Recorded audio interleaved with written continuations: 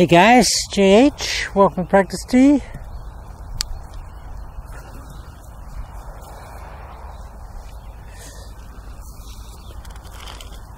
Nice day today. Okay, so a lot of things are now coming online by way of the evolution of the development of channel lock. And I never ever wanted to get to the stage where I wanted to put a final lock on the development of channel lock, because I knew that there was still a lot of things that could and would come along that would just enhance the overall development of the process. And some of the things that we've found in the last few days, or the last week, has revolved around applying a natural balance factor and body positioning process to the setup when you're setting up for the shot. I made the comment that I saw too many people getting into this position and looking like this, which Bill Phillips at MMI Golf referred to yesterday as a stickman look, in very, like a stickman, just no articulation in the joints, no balancing, no setting, nothing. And Bill has termed where he is now in the process as compression man. He's actually got himself into a feeling, what he feels is his body's compressing. Well, what I feel, guys, is basically just a settling of my mass in position to balance me for the forces, the rotary forces that are going to eventuate in the golf swing. If I get up here and I'm not balancing here, if I'm just there and I'm going to apply rotary force, I'm going to move mass around, I haven't got the best situation relative to anatomical positioning for the support of that mass in that rotary move. So what I normally want to do, guys, and it's just the same as we normally do anytime we're subjected to force against our body frame. If I was standing here like this and someone was going to throw a big heavy ball towards me, like a medicine ball, I wouldn't stand there like that with the force coming towards me. If they were going to throw it here and say, catch it out here, JH, I wouldn't stand like that, because when I got it, I wouldn't have anything to support the force of that or the mass of that coming at me at speed, and me being able to give a counter force of support for myself. So if someone was going to throw something to me, I'd be in this position here. I would do what, and using the terminology I have of late, I'd hunker down. I'd just let all my mass guys just settle in and settle down that way. We want to go into the ground. We just want to settle there like that. That's even in standard walking, guys. When we're balancing, we don't walk stiff-legged. We walk with a little bit of articulation in the knees, balancing, so the butt and the thighs are hanging over the back of the foot. That's the way we're designed. Even when we stand, we're not standing like that. We've always got that little set in our legs, and we've got to incorporate that in the golf swing. And it's very important in channel lock, because the reason it's important in channel lock, guys, is because we want to set to the ball and in behind the ball and into our trail side. That's why it's so important to get this feeling of what I term hunkering down at address. I basically feel that I'm just sitting in here like this, just a bit like the runner's stance or the sprinter's stance. He's in this position here and wants to go, and that's what I feel. I mean, in order to support my body moving around, guys, I've got to have my limbs flexed and in position, and the mass of the body positioned proportionally vertically over each other. And that is essentially this. We don't want to look like that. Now immediately I stand like that, I feel like I'm tippy, I'm topply. But when I set like this, I feel you couldn't push me over with a bulldozer. Now, I've said this before, but it's so important, guys. Now get in here, and then I'm going to move all this mass. Now I'm going to move all that mass into articulated knees and legs. They're going to support the turning of that golf swing here. And I feel the weight move into my feet and down. I don't feel it move to the outsides or the inside of this one and the outside of that one. I just feel like it goes down, vertically down. So that's what I call hunkering down. And Bill Phillips has had a bit of an epiphany in terms of picking up on this, and he's saying that's made a massive difference to his golf swing. And all it is, guys, is basically just doing what we do normally as a species. We don't walk around in the stickman mode. We walk around in the balanced, supported mode. So it's essentially this, guys. When I get in here, I want to hunker. I want to hunker down. I get in here and I sit and I feel this pressure here. There. That's what I feel. And when I turn that body there, I get more hunker. I can just get down like that. Okay, that's a bit of a hunker down, but there's a real hunker down and into and back, which is where I want to be. And then I can just roll that turn on the backswing. I can just do this. Very easy to do that, but when I'm a stick man, very hard to do that. I feel like I'm toppling.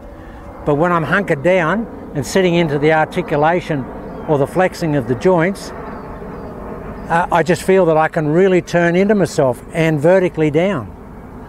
A bit like an auger, like a vertical auger. So here it is, guys. I get in here because I'm connected anyway. It helps me to hunker down because I'm here. I'm not out there. It's hard to hunker down if you've got your arms out there, but here it's easier. I can just get in here like this. Bang. As if I was going to chop a tree down right there. I'd be in here and I'd fire that axe in there. I wouldn't be here and do that.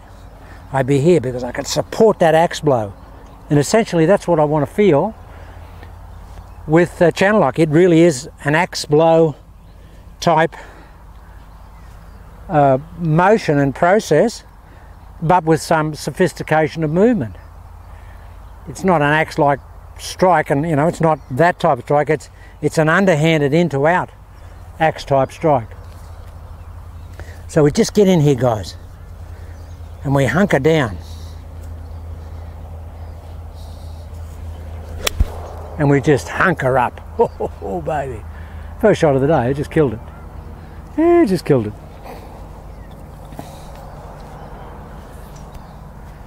And I feel like I'm in position to kill it. That's the good thing about it. I'm in a killer position.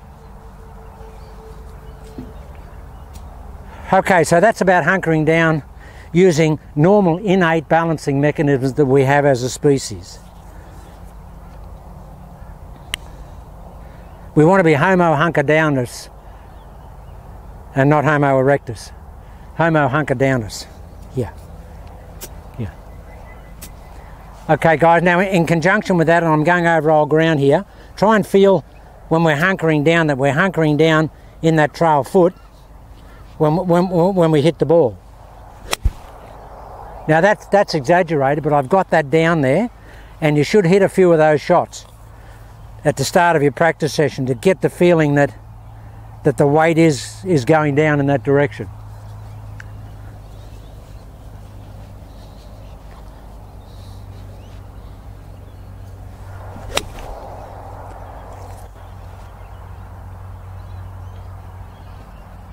Now the ball doesn't move. That's the great thing about it. It just does not move. Just a fantastic ball flight. Okay, guys, now I'm going to go on to something else here. In order to use what we have naturally in our makeup, in our physical makeup, and our normal application of forces and power, if you're a right-handed person, invariably you will be trail hand-arm dominant. But I don't see a lot of people using that to best effect. I see a lot of people getting, right-handed people getting the trail arm and hand going early but out over the top, but not using it with real real effect in the backswing. Now guys, for people that don't, that have a little trouble pushing the club back with the lead side, you can do it another way. If you're trail hand dominant, you can actually get in this hunkered down position here, and you can just grab the club with that trail hand, and you can pull it back like that. Pull it back and keep it going, and just throw the club back there with that trail hand. You can just take it back here with that trail hand and let that trail wrist just cock itself there like that, hinge itself, and then just fire it. You can take it back with that trail hand totally as a swing thought. Just grab hold of it with that trail hand, pull it back here, and let the hand hinge at the top.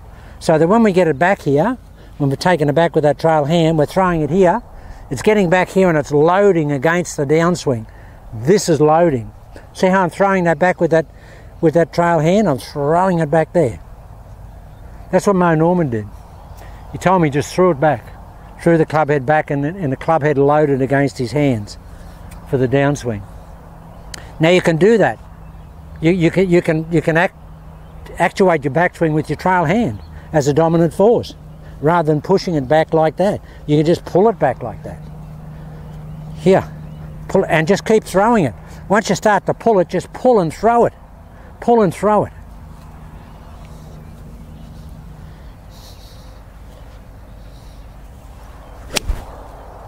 Guys, it don't get any better than that. And it don't get any longer than that. Wow. And why does that go so well? Because I've got all the flailing effect of that wrist there. So just use that dominant force there, guys. That here. Just get that trail. Just pull that back. Wow. I mean, and that is going so hard, it's almost like it's going to pull me out of the ground. I've just got so much, and how much emphasis have I got? It's all trail hand. It's all trail hand. I get it up here and then I just fire that trail hand on the downswing, but late. I get it up here, get it in here, just drop it, and then fire it. Very late. The 1 inch. Like that. Look, the foot's down, guys. That's just gone so far. Because there's so much more velocity on the shot. The shot has huge velocity. And I may incorporate that myself because I get more speed. I would have 5 mile an hour more speed in that iron shot, no question. That's a full club longer. Absolutely. And the height is prodigious. That's just massive height. Okay, so here we are. Going to hunker down. I'm going to pull back with that trail hand and just throw it.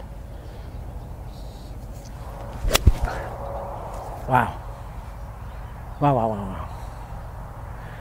Now see how hard I'm hitting that? But I'm hitting it right in that last, couple of inch window. In that last bit.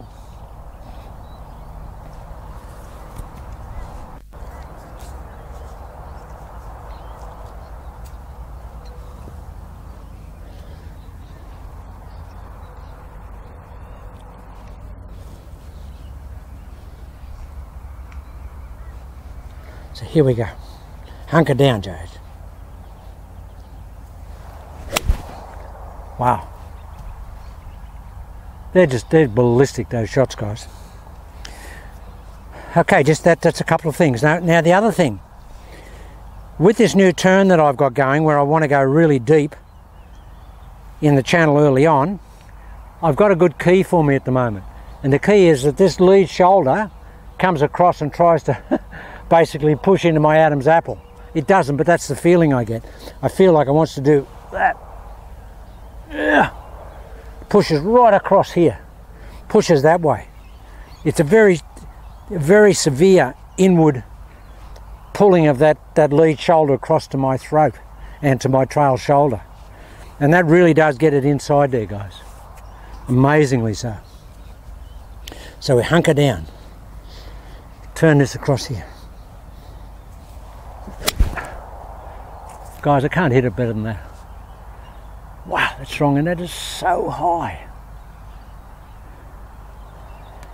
it's just developing so much more force in the golf swing. And you know, you're seeing this out of a 76-year-old body. So for any of you guys that are getting on a little bit in golfing life, you can get speed back if you use the right speed applicators and producers. This doesn't produce any speed. This really produces speed. So you've got to use it. Hunker down. Turn that shoulder across, steady head. Don't get any better than that, guys. It just does not get better than that. The hunkering down, the supporting and the stabilising of the hit is just so important.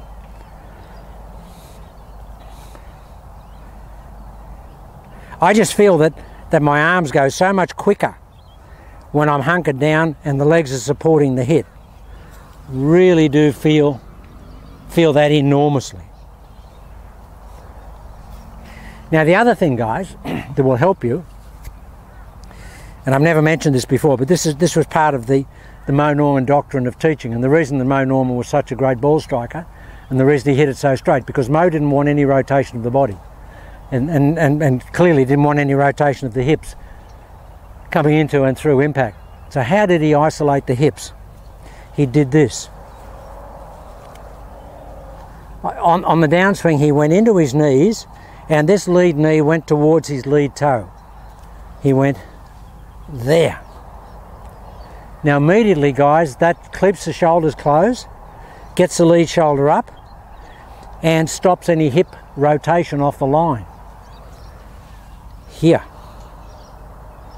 Now you can incorporate that in channel lock, no question. I had Mr. X doing it yesterday with his wedge shots, and he was just hitting it like you wouldn't believe.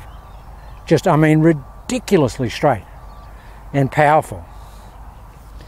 So for anybody that has a problem with rotating, once you hunker down here, hunker down more at impact. As you're coming in, just do that. Just, yeah. It's where we want to be. We're hunkered down. See that lead knee? It's bent. And it stays bent. Wow, guys, that's just the ball flight on that's just ridiculous. Ridiculously good. So this is what we can do. We can just, to get the feeling of the hip staying closed on the downswing, just get that lead knee going towards the lead big toe like that.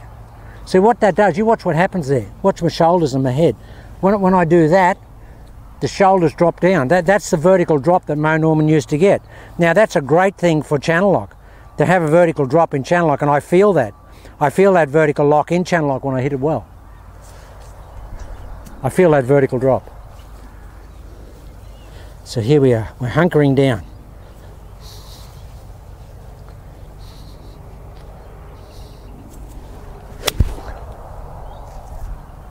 I can't believe how high that is. That's higher than the highest wedge I've ever hit in my life.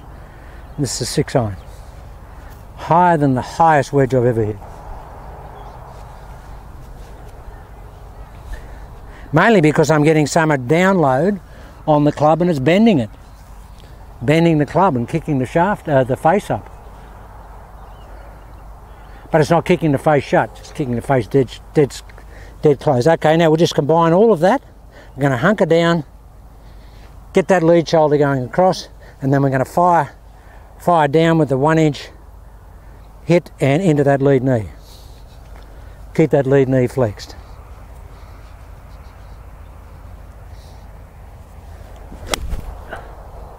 Look at that. Wow, that's so straight, guys. That's so straight. I mean, these are all straight, but I mean, that's frozen rope straight. Frozen rope straight.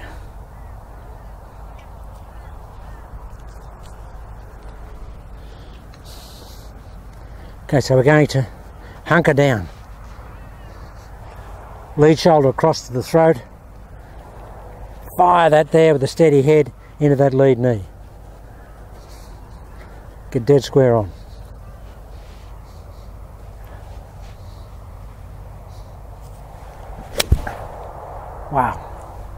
Both feet down, lead knee bent. Wow, that's the way to practice, guys. That's the way to hammer the ball. That is the way to hammer the golf ball. See, I'm hitting the ball now further than I've ever hit at any stage in my life in the last couple of days. 6 iron for me, normal carry is about 160, 165 metres. And these are 175 plus. These are right on my my 5 iron.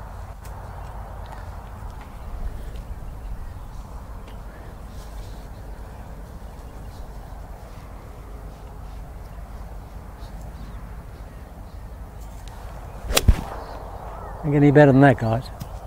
See how the club's staying in front of me? I mean, that's prodigious.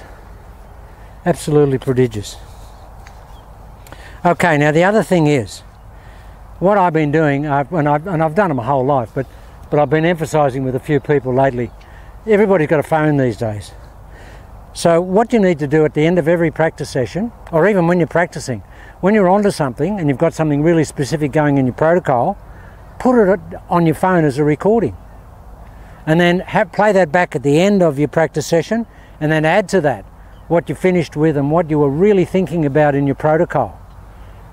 And it's all there. And then what you do, guys, you come back, and before you start your next practice session, you just play it back, and you start back from your good, where you ended up before, with all your thoughts and where you were and what you were doing. It's just an immediate revision, and you just start off from there. You don't have to think about it. You say, okay, that's what I was doing, and that's how you embed the protocol, and you reinforce it.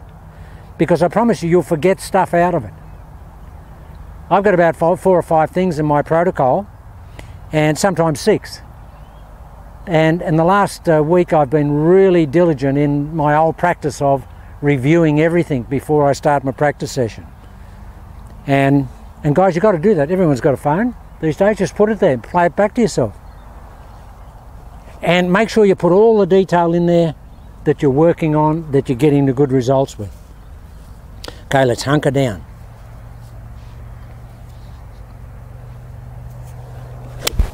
Oh, that was, in talking about that then, I remember when I played it back today, it's a great shot. Wow, it's gone in the, there's an old Ford Fairlane out here that we've got jacked up on some drums, and it's facing here, and the sunroof is open, and that went straight in the sunroof. I hit a few in there yesterday. Actually hit 3 in a row in there yesterday. I've never done that before. That sunroof's what, this wide? But they were 7 irons. I was over here hitting 7 irons over there. But yeah, so it can be pretty accurate. I mean, you don't do that all the time, but it was just locked in. I knew the distance, knew the wind, everything. So guys, you've really got to do that. Now, the one thing that I did on that shot there, that I had in my protocol yesterday, that I reinforced, that I actually forgot in the other previous shots here. They're hitting good, and that was the real big 5 o'clock nose, really big 5 o'clock nose, and see that golf ball hit. And I did that then, and I got that great shot. So of my 5 or 6 things, I had 1 out of it, and that wasn't the true emphasis or the super commitment emphasis to the 5 o'clock nose, but I actually put that in. I just hit a couple of drivers. Still battling that shoulder of mine, guys. But I'm hitting the ball hard. I mean, I'm not backing out of it. I'm going after it. And when you get the driver, guys, there's only one way to hit the driver, and that's 110%. Maximum distance golf club. Don't pull it unless you're going to hit it maximum effort. No point. Jack Nicklaus said that. He said, and Tom Watson said, I never pull the driver. He said, I hit the driver as hard as I can every time. He said, why not? And Mo Norman said the same. He said, oh, there's no such thing as a soft driver or a dolly driver. You don't do that. It's hammer time all the time.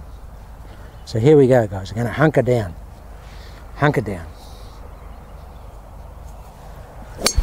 Now, guys, first driver of the day, and that is out the gate. There's a gate down here onto the first tee. It's about 15 feet wide. That's gone out the gate. There's people walking down that first tee. Sorry, people. Just stop short of them anyway. There, guys, first shot of the day. With the driver.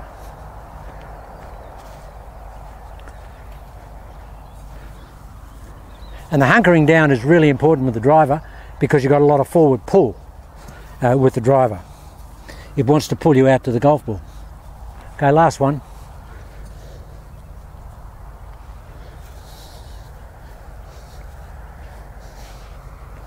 Come on, turn that shoulder.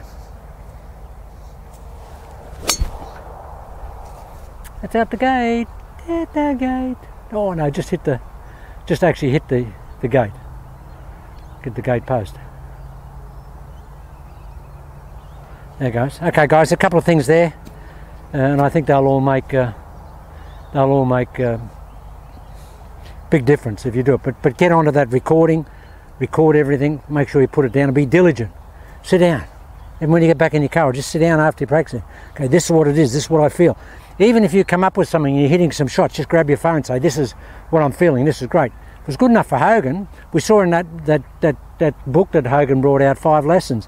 He's standing there with a book and he's writing in it in the practice. He did that. Mo Norman had a trunk full of books that he'd accumulated over the years. He had thousands of entries in there of thoughts. And I had a look through them and he offered them to me. He said, "You can have those."